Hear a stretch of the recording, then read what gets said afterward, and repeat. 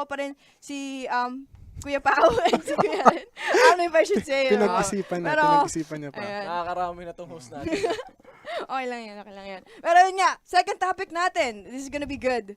Are the DPC points too top heavy? Do you think na kapag nag-qualify na ba yung teams or mathematically qualified for team, dapat ba hindi na sila sumali? Or kasi parang ang hirap na para sa mga lowest points na teams para makahabol pa doon sa pointing system natin. Kuya Pao.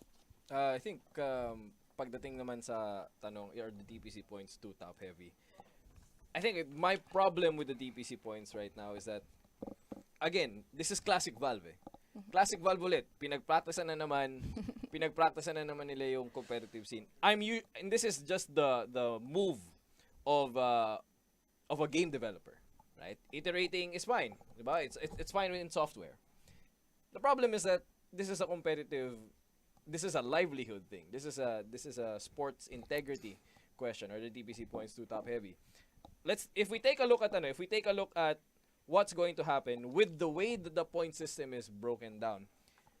For every point that Virtus Pro wins from this point forward, it's going to lower the amount of points everyone else needs in order to enter the top 8. Yes. Right? It's by literally every point they win from this point forward is wasted.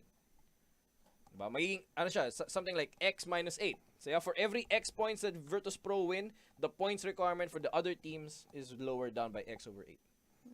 So it makes that weird yung situation na mangyayari. What happens now? Newbie is going to root for VP to win every event because that means na mas konti yung kailangan nilang gamitin.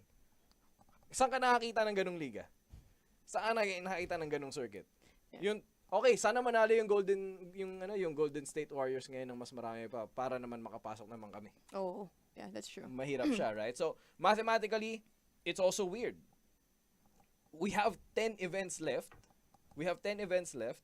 And now, VP can choose not to play any of that. We just came off of a segment where we said VP is the best in the world. There's a chance, this is probably not going to happen, right? But there's a chance that VP, the best team in the world, will not be seen for 10 events. No, I think they're gonna play in all majors and skip the minors altogether. Exactly, diba? Yeah. Pero sabi ko, may chance lang, right? Because if they don't attend any event right now, they're still going to TI. Yes. Saan ka nakakita ng ganung sistema? Diba? Oh, I've won every event. I'm not going to go now. The best team in the world, fans will not see. It's a disservice to the integrity of the competitive system. It's a disservice to the fans who are watching. And all of this is because the DPC points are a bit too top heavy. I don't think I'm sure some calculations were put into place thinking, okay, how many points are we going to give out per event, per tournament, ganito, ganyan. But I think it ended up giving out too much. Diba? I think it's too much because if a team wins, in VP's case, they won tatlong major, a minor, and placed high in all of the other 8. Diba? In the remaining 4. And that already qualified them for TI. 8 out of 22. 8 out of 22. We were supposed to have 22, diba? 11 majors and 11 minors. 8 out of 22 pasok na ng TI. Kaya nga. That's it's kind of weird. I think the DPC points are too top heavy right now. And it's creating a really strange situation across the circuit. Yeah. To the point that the other teams wouldn't care about the top place anymore. Or kung sino man yung nakasecure na yun. Kasi as long as you secured enough points to make it to top 8, automatic invited ka na, di ba? What do you think about that, Kuya Ren? You think na masyadong... Sige. Okay. Ren? Yes. Do you think... Yeah. Do you think... Yes, you were saying?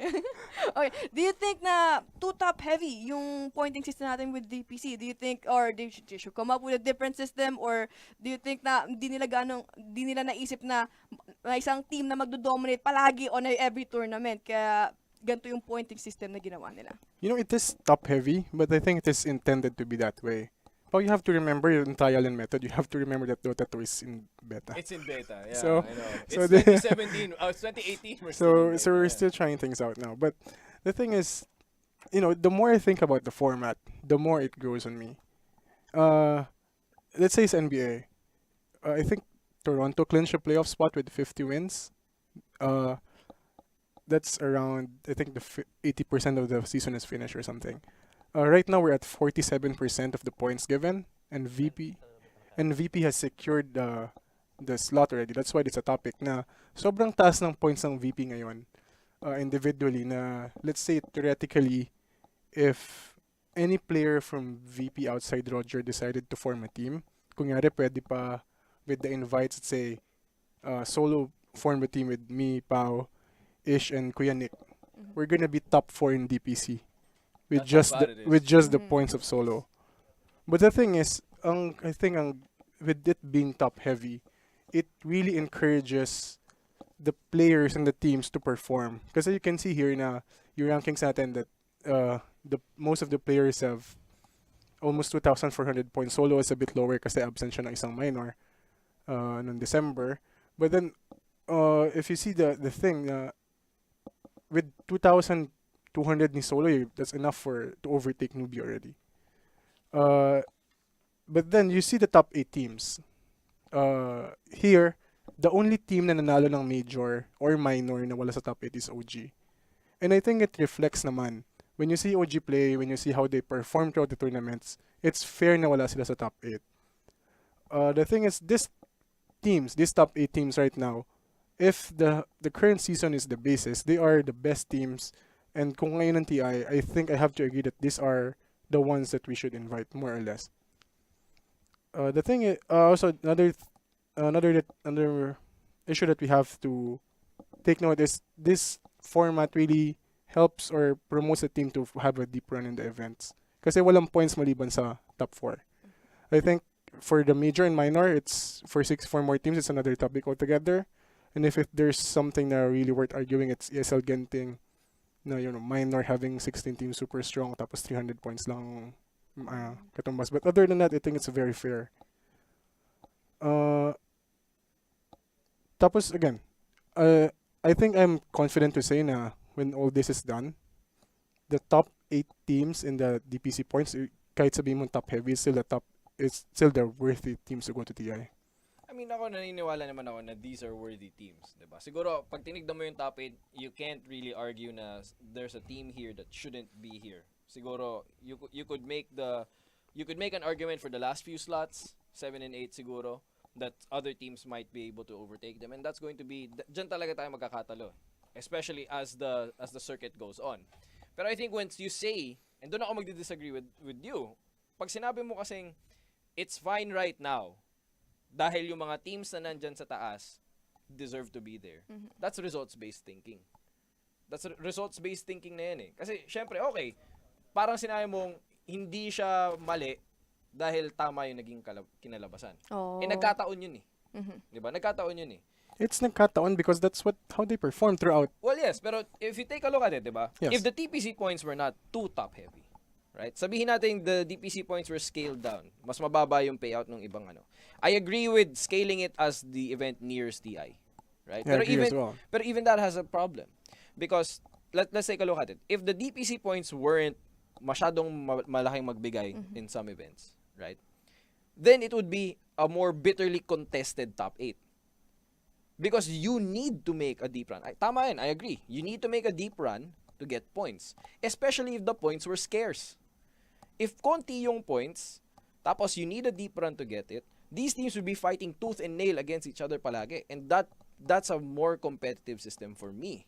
Right? And that could still impact na yung top 8 natin ngayon would still be there. Right? So I think pero in that situation, what that also does is hindi during Marso meron na tayong team for TI. Kailan tayo nakarinig ng ganun in the history of the international? Na March pa lang, itong team na to pupunta na ng TI. We would have an idea that this team is such a dominating team. I think in the past, I mean, not even peak Alliance was that na parang Marso pa lang, Alliance is going to TI. Hindi eh. Di ba? Ngayon lang nangyari sa history natin ng laro na Marso pa lang, alam natin may pupunta na ng TI. The difference before though is this is the first time as well na meron tayong concrete system. And I agree. That's why before, usually after Chinese New Year, doon natin yung mga nagka-start sila sa kanilang TI form. But prior to that, nandun yung mga roster change, nandun yung mga shuffles. So, before then, that's also another reason why hindi nagpe-perform as good yung mga teams ng maaga. Kasi nga, wala pa silang really, there's not really a lot of incentive to do so kumpara sa ngayon. And that's what I'm saying though. Yes. Ngayon may incentive tayo. Yes. And I agree. Again, I think both of us will agree that having a point system is overall good. Because now there's an actual metric. Before, magugulat na lang tayo na ba't in-invite tong team na to?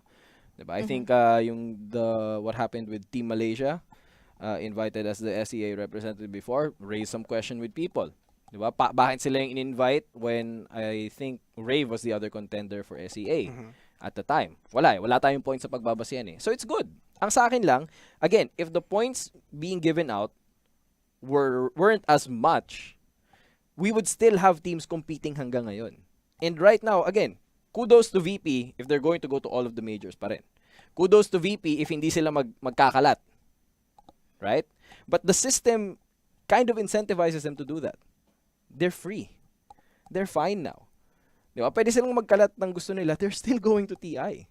So, yun yung ayoko sa sistema to. Again, I think it's results-based thinking to say na just because nandito ang VP, nandito ang Liquid, nandito ang Secret, Newbie, VG, 2 VGs, and Navi and Mineski, just because they're there, na it's working. I don't think so. I think we could do better.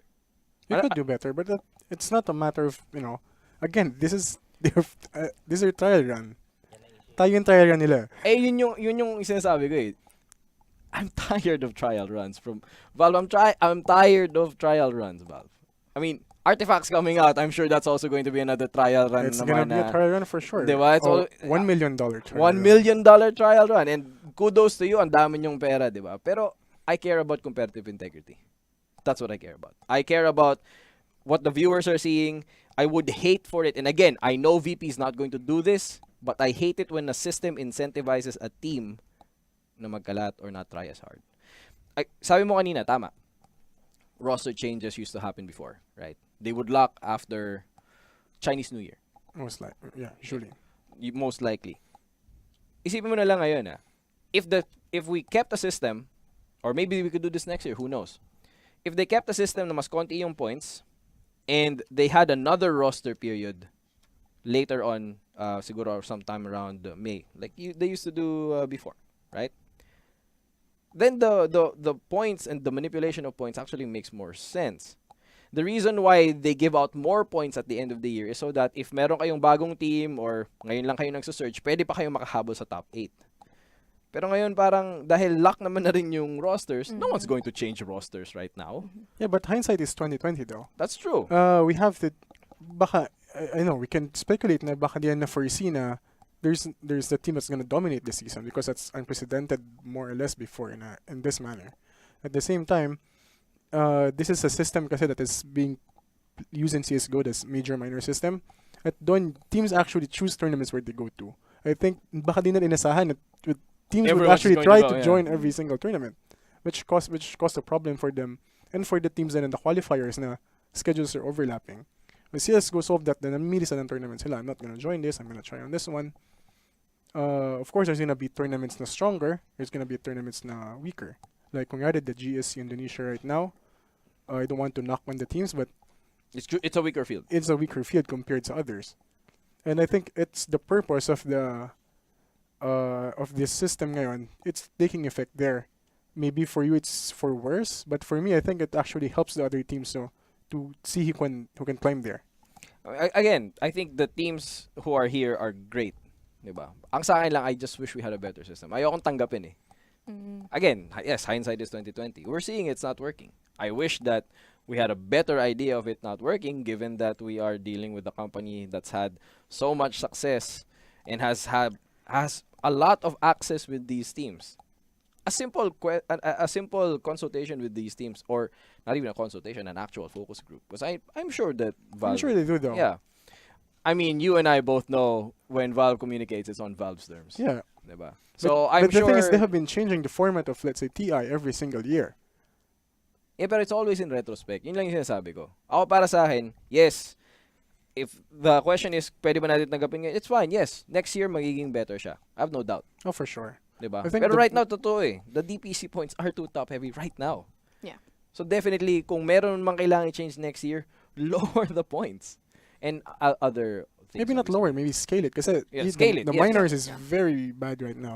300 points. Newbie was, KP was really pissed about winning ESL Genting. It was a super tough field, 16 teams for that amount For of that points na points, nakuha yeah. nila.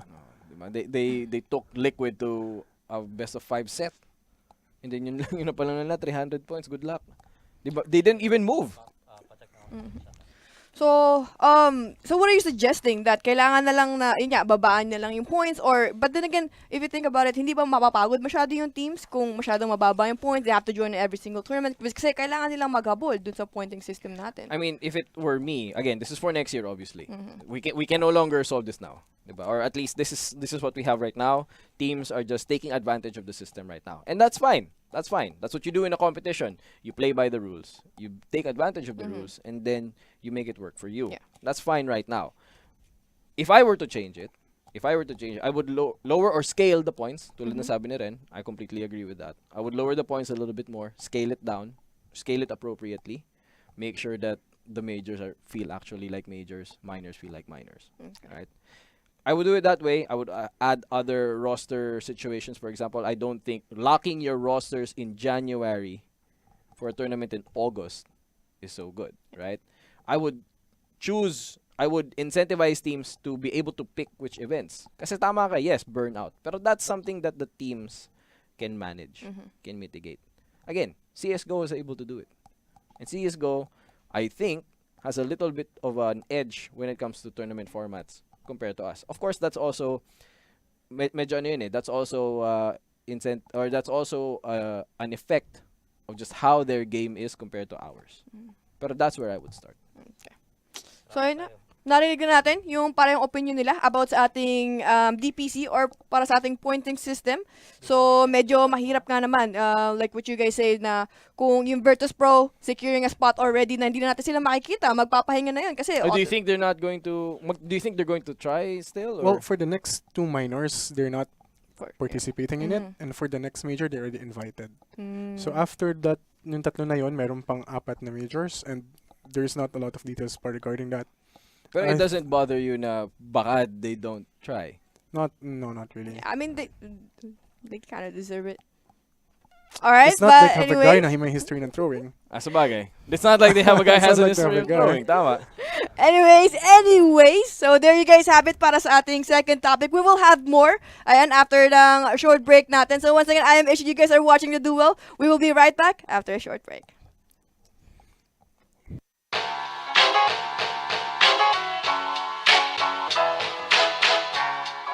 Hello everyone, I'm Jazz. And I'm Rain. Siguro by now narinig niyo na yung term na position sa larong Dota 2. Pero ano nga ba talaga ang ibig sabihin ng 1, 2, 3, 4, 5 na position sa Dota? Today on Competitive 101, we'll be doing some quick maths starting with position 1, the hard carry. Before we continue, a short history on the position system in Dota. Originally a Chinese system, the 1 to 5 number positions are a general model of how a Dota team is structured. The structure itself is pretty simple. Starting from 1, the lower the number, the higher the priority the player gets in terms of gold and experience. 1 then would mean that the player receives the most experience and gold for items, and 5 the least. Positions in Dota don't always equal the lane assignments. Kahit na madalas ilagay sa isang lane ng isang position, pwede pa rin tong mag-iba depende sa matchup. A hero in the 1 position means that they have the highest priority for levels and gold on your team. This is your hard carry, the hero most expected to close out and win the game. Heroes that scale well into the late game are naturally choices for position 1. These heroes usually deal a ton of damage later in the game, but need some time to reach a critical point. Sa laro, expected na mag-focus ang isang position 1 sa pagkuha ng gold through last hitting or farming efficiently. Meanwhile, ang trabaho ng supports na tulungan siyang mag-succeed either through stacking neutral creep camps or sa pag-box out ng kalaban nilang mga hero para safe makapag-last hit. Dahil kailangan ng position 1 ng maraming gold at experience, madalas yung buong team dito nakafocus yung buong game plan nila. At dahil doon, sila rin ang main target patayin ng enemy team. Palagi silang hinahanap sa mga rotations at ganks at kahit nasa teamfight. Basically, yung kalaban nyo ay si Lex Luthor at gusto nilang patayin si Superman. Agility heroes make up the majority of the role. These heroes have more attack speed the later the game goes, allowing them to attack faster and deal more damage. Classic examples for Position 1 include Anti-Mage, Terrorblade, Medusa, and Sven. Other heroes like Tinker can also be considered Position 1 of the team because the hero basically needs a lot of resources early to rush a Boots of Travel and then naturally farm multiple lanes at once. The Position 1, ang late game taking time bomb. Kaya mo bang buhatin ng team mo at manalo? For more tips and tricks, abangan sa Wombo X Combo ang Competitive 101. Ready 24/7.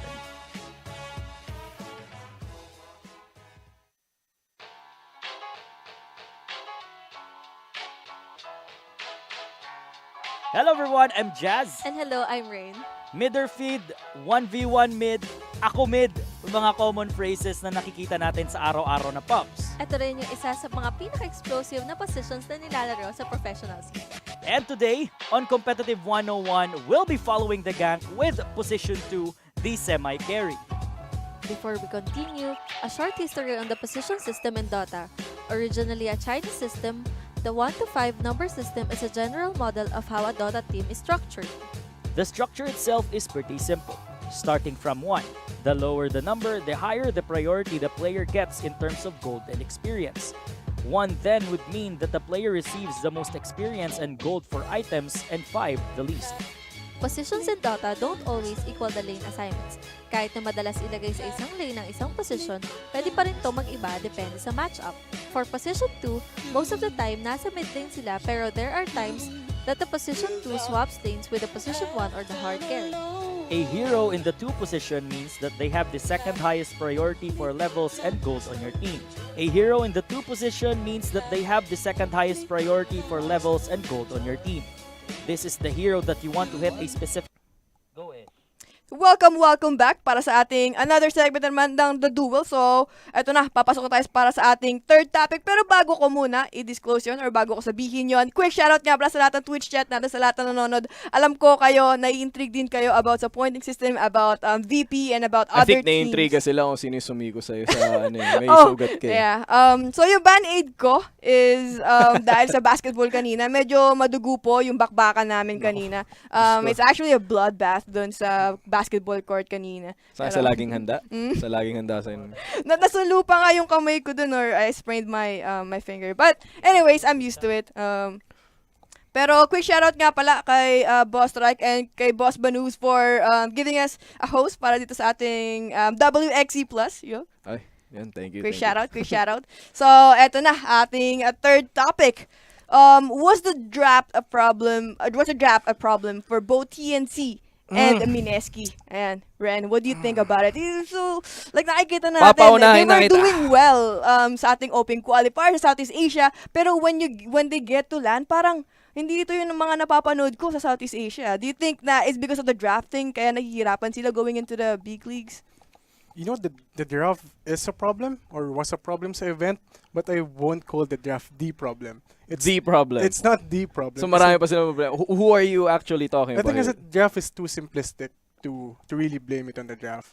And for Mineski, mahirap sisihin ang draft sa event nila. They played for me they played very poorly in this event. They had relatively weak competition kumpara sa iba based on the stats that we showed last week kunyari. And I think one of the problem ngayon ng mga players natin or teams is, again, we're gonna go back to our topic a few weeks back or some episodes back na kulang tayo ng magaling na captain who really lead the team. This is with consideration sa patches natin which is happening now every 2 weeks. Mhm. And it is getting harder or mahirap na mag-stay ka lang sa isang strategy mo all throughout. If you look at the top heroes natin ng event, you can see that these heroes are the nagagamit, diba, recently. This Gary 100% pick and ban rate. And these are the top 15 actually. And if you compare that with the heroes kunyari ng TNC, the TNC throughout the event pick, I think, around 22 heroes. Yeah, 22 heroes. Around 22 heroes throughout the event. And you can see here, yung makita mo maliban sa kanilang top pick na si Witch Doctor and si Gyrocopter. Other than that, all their heroes are, you cannot see them in the top heroes sa meta na to, or sa at least sa event na to. You compare that to VP, you'll see ngayon yung difference how VP likes to pick naman yung mga heroes which are in the meta. When you see actually, pag kinumpare mo yung data nila, you'll see here na, again, yung mga ginagamit nilang heroes, these are the ones na nasa meta ngayon. It's not because they're dictating the meta, but because they know how to read the meta. If you go to the past 3 months natin, since February, I think I pulled out a stat na hindi ko nabigay. This is the heroes used by the teams in the past 3 months. So, sorry, since February. This is the patch 6.08. So, Liquid is the highest. Naka 60 heroes siya then. Newbie has 57. Mineski has 54. TNC has 53. VP has 47. VG has 46 and Navi as well. Secret has 45 and VG Thunder has 43. You'd see na it's not necessarily kailangan marami kang ginagamit na heroes. I think a focus should be finding the hero which is strong for the current So what are you version. saying? So what you're saying is, and does this apply to both TNC and Mineski na kailangan they play less heroes? Yeah, for this event specifically, for Mineski, it's hard to say that. They played 4 games. They played 16 heroes in 4 games, which is a lot of variety, and to be honest. But again, it's a very small sample size. But then going back, kasi I think it's one of the common criticisms sa mga Filipino teams which may not be, or Southeast Asian teams, which may not or may not be affecting them. Ang palagi sinasabi sa atin, ang liit ng hero pool nyo, kailangan siyang i-expand. But then you see teams like VP, they have a big hero pool, but they know what to pick and when to pick it. It's not necessarily, having a curveball every game na meron kang different hero, but it's just finding the strong hero for this patch which can be utilized best, and they're utilizing it to its full potential. Right now, they're trying really, I guess, maybe except for 1 or 2 heroes. Wala. Iba-ibang heroes sila. Maybe not the best for this patch, maybe it works best for their style. But again, style is kind of following ngayon kung ano yung naging change natin sa patch. I mean, I agree with that na. Yes, the problem is very deep than that. But I think it starts with the draft pa rin. I mean, you take a look at, okay, you showed the stats na ginamit ng TNC. Yes, 22 heroes in this event. Another stat is that VP has used 25 heroes in the entire event. Makita mo, not that big of a spread, right? Not really, because VP played much more games as well. Exactly. Tama yun. TNC ended their run in the quarterfinals. Meanwhile, VP managed to even pull out the Brood, for example, in the final set. So totoo, they would have a bigger spread, 25 to 22, mababa lang. Diversity with TNC is fine. Pero take a look at the spread between their supports.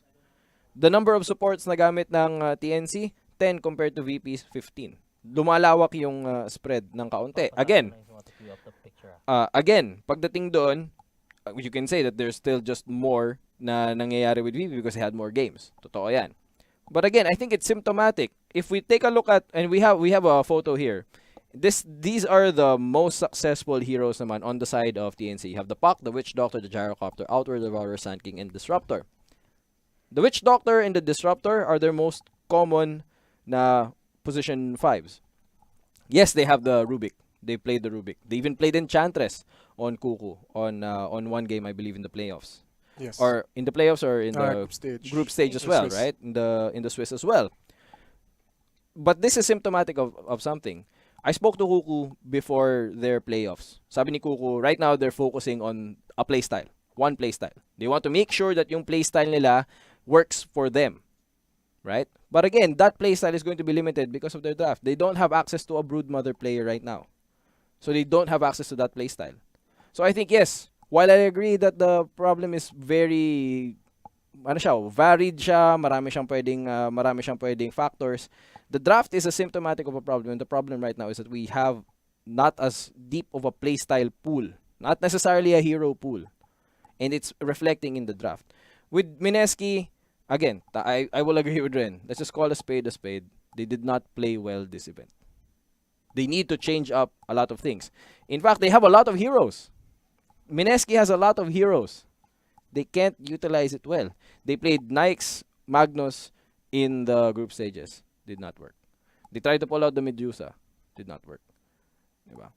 On TNC's end, they need another playstyle. And another playstyle is going to be helped by a deeper hero pool.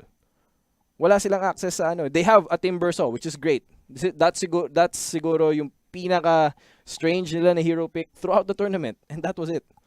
They used that because they needed to counter a Dragon Knight. So they have those counters. Pero nasan yung ano nila? Wala silang Nature's Prophet player. And again, nakikita mo doon on TNC's end, that's another historic siguro masasabi natin na weakness on them. They don't have a farming offlane. They don't have it. They just have that playstyle. So I think they need to diversify their playstyle if they want to diversify their draft. They need to play 4 protect 1. They don't play 4 protect 1 right now. They play 2 core split push. They play Sam H going initiating tank. Their Abaddon, they don't have an Abaddon. They can play Abaddon before, so we know Sam H can play an Abaddon, pero they're not confident in doing that.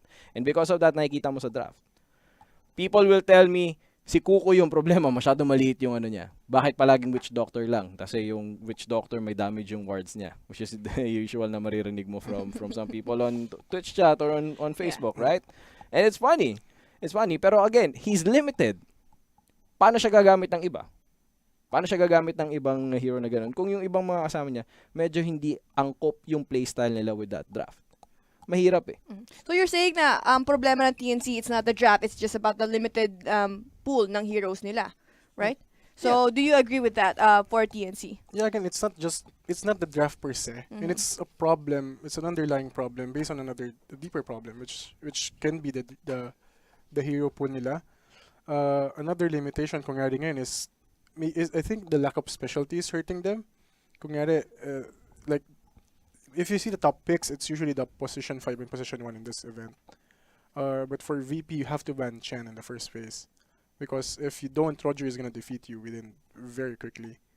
So I think that this kind of heroes or specialty really gives other teams an edge. And yung specialty na to, it's with just one strategy, it's very limited lang for you.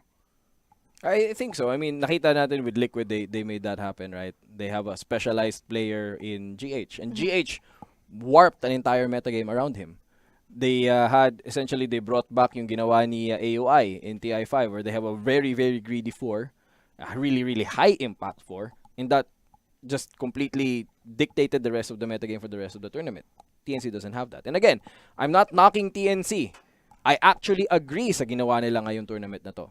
I think they needed to stick to one playstyle this tournament because they have a new lineup. Armel moving into the mid lane, picking up Armel, isn't just Armel in the mid lane. It's Kuku in the position 5. So they're still feeling it out. But I think now that they know, okay, concept-wise, gumagana yung concept natin. They did really well in the group stage. They destroyed VG Gaming J Thunder in the first game. Now they need to find another strategy. If they can't find another strategy, it's going to be very hard to continue throughout the season, especially because we have new patches every 2 weeks. Yeah. So you're saying na mas madali siyang i-beat ng mga team kasi isa lang yung playstyle nila, isa lang yung lagi nilang ginagawa.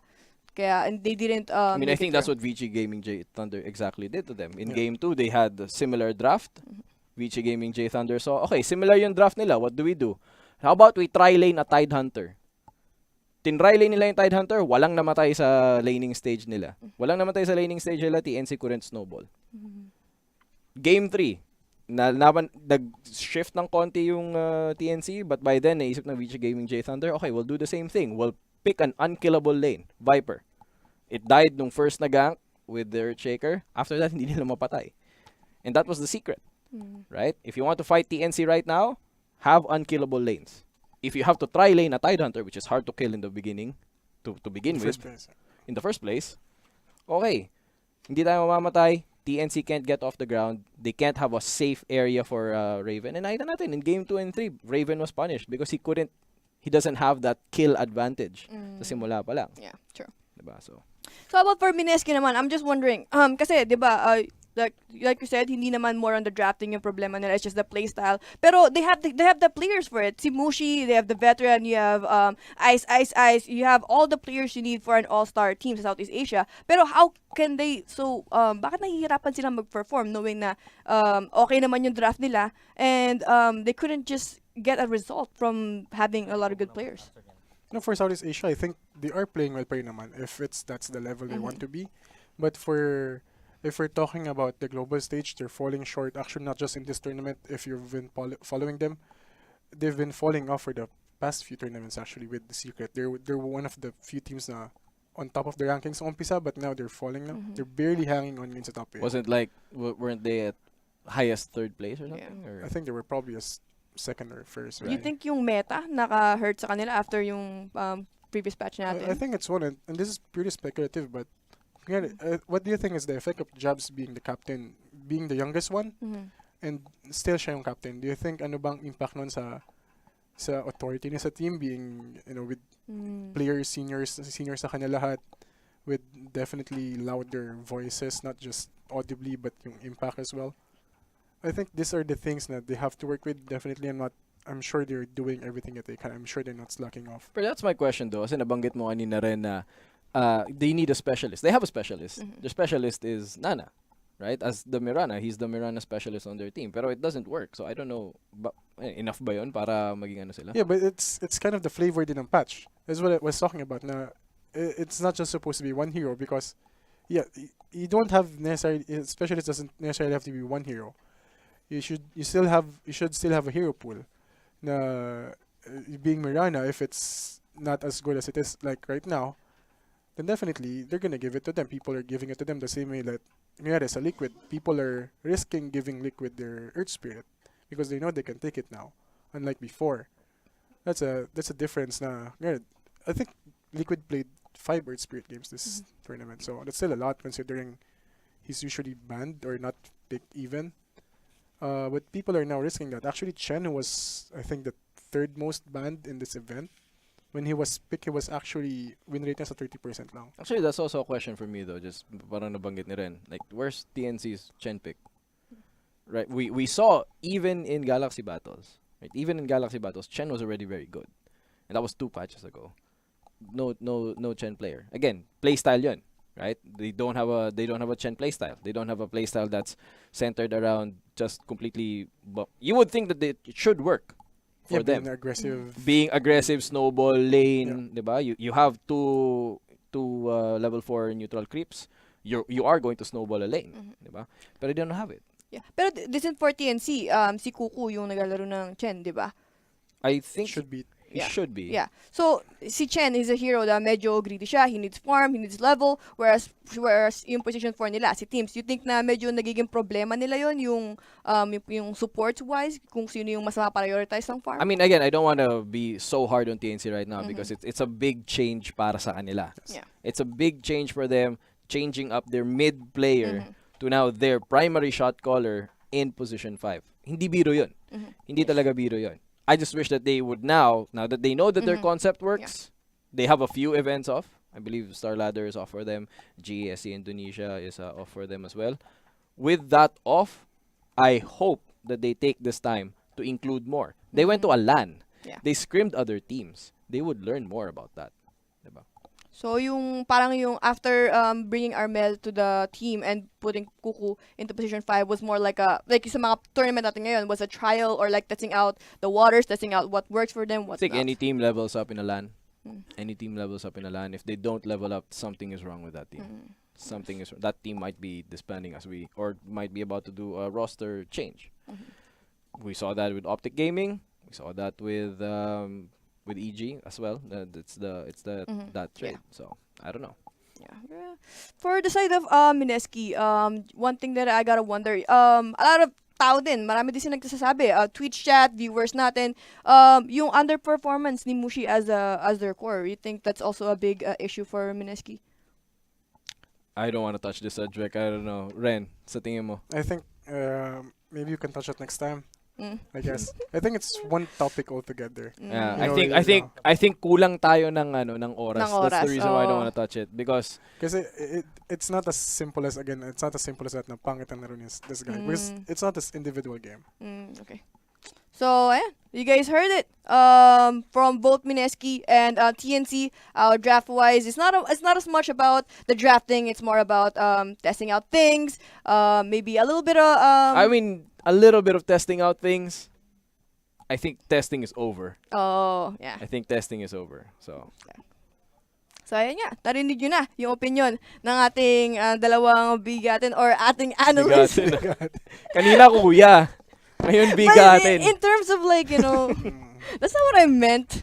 Pero yun nga, you guys heard their opinion, what they had to say about sa ating pointing system, about if BP is a top team, and also yung drafting wise with Mineski and of course TNC. So we'll see how it goes again next time. Marami pa tayong topic for our next series or topic or ulit sa Next episode. Yeah, next episode Thursday. episode. Yan. Episode is the term I was looking for. Kinakabahan Ano, si Ish. first time ko Kinakabahan. kasi. Saka hindi, Kinakabahan pagod si ako. Pero yun nga, there you guys have it. Maraming salamat sa lahat na nag-tune in. I hope it helped a lot para sa mga ating Dota 2 or esport enthusiasts about talking about this kind of stuff. Hope na mas nabigyan kayo ng information and nag-raise din ng awareness about what is happening dito sa Dota world natin. Where can they find you? So, if you guys wanna check out or follow etong Twitch or social media ni Kuya Pao, just hold on. Where can they find you? Where can they find you? I don't do Twitch. I have a Twitch channel. I've streamed siguro once. Once and natalo pa ata ako, calibration pa nga ata yun eh. I'm too camera shy for that. So you can just follow me on Twitter. For esports ranting or retweeting every time someone says e-sports. So that's at the Paubago, PAOBAGO on Twitter. And for Kuya Ren, Kuya Ren. And for Ren, it's a habit. What will It's you a do? train wreck, but I love it. I love Pero it. ayan, kay Ren, where can they find you? Where can they follow you? Yeah, I'm on Twitter as well at Darren Vitug, but I barely tweet.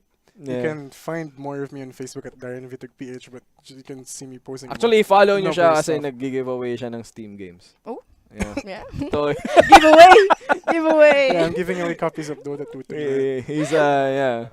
Pero ito, and if you guys want to check out my channel on my social media, just go to para sa aking Twitch, twitch.tv/ishipeasy. And for my Facebook, just search Ishipeasy din, facebook.com Ishipeasy, Instagram, lahat, Ishipeasy lang. Ayun, Ishipeasy lang. Alright. So, ayun na. Maraming ulit salamat sa lahat ng dumalo. We will see you guys again. Na, sa By the lahat way, ng- hindi po to pre-recorded, Beerbud. Hindi po to pre-recorded. Hindi mo, ayun, Not totoo. today. Ayan. Magandang pa ako, ayan, oo. Salamat na lang. Nag-peak tayo kanina 240 viewers. Ayan, sa ating 240 viewers, yo, shoutout sa inyo lahat sa walang sawang suporta. Sa Lupon, of course, sa Lupon ng WXC for being part of this awesome community. Maraming salamat. We will see you guys again next time para sa next series or next episode ng The Duel. Ayan, WXC Plus. See you guys.